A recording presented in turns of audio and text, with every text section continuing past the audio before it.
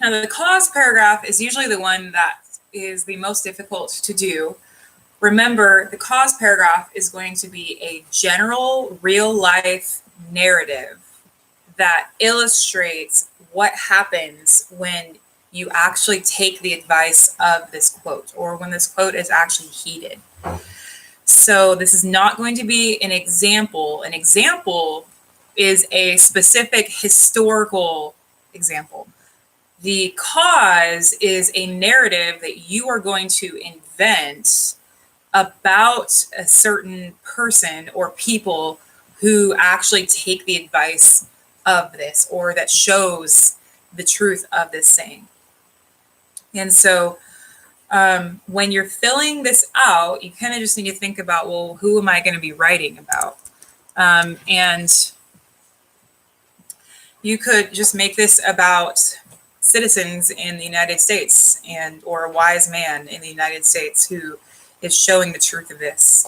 And so recognition would be basically, what truth do you recognize in this saying? And so maybe your recognition could be good citizens are virtuous, or the best citizens are godly people, something like that. Reversal is where you're going to show, like, here's life if you're not heeding the advice of Daniel Webster, and then what happens if you do take his advice? What happens as a result of that? How are things reversed as a result of following the advice of Daniel Webster? And so perhaps you could have in your reversal, you have a good government that's actually acting in the best interest of its people, or you have godly people that are leading our country, something like that. That's the result of following this advice. Suffering. So the suffering here, everything comes at a cost. And so suffering takes different forms depending upon what's happening. One thing that could be a form of suffering is that you have to somehow make sure that people are understanding what it means to be godly. And so perhaps there's an element of suffering in that you're having to educate the people.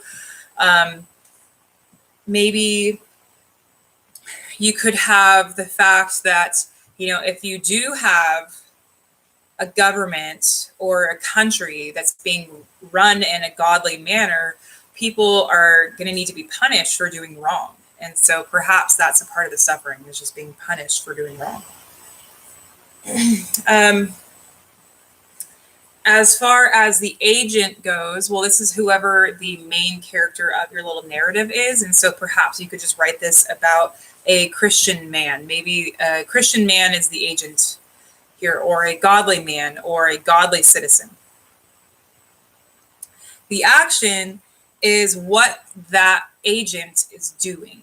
So the agent, if he's a godly citizen, the action is what is he doing in his actions? And so perhaps he is living in imitation of Christ, or perhaps he is acting like a Christian, or he is following God's law. The time, don't think of this as a specific time period. Like, don't say, well, in Daniel Webster's time. He's talking about every single day, how are citizens acting. And so I would just say, for time, I would say like daily. Place, well, place is in our country, in a country, in a nation. Manner would be how. How is the agent doing his action? And this is usually going to be an adverb. So perhaps he is doing this lovingly. Perhaps he's doing this self-sacrificially. Or he is doing it in a way that shows the fruits of the Holy Spirit. Something along those lines. And then the cause is why is the agent doing this? Why is the agent acting in that way? What are his intentions? To show something? To demonstrate something? So once you've filled out your components, you're simply going to put those into a paragraph in your rough draft section. And so the way that you're going to start out your cause paragraph could be different. However, an easy way to start it out is by starting something like this. A wise man clearly understands the necessity of virtuous citizens. Or something like, wise and virtuous citizens know how important it is that people's hearts are in the right place. Okay. And then you're just going to go on to list out the different things that you put in your 9 narrative components. And that's all.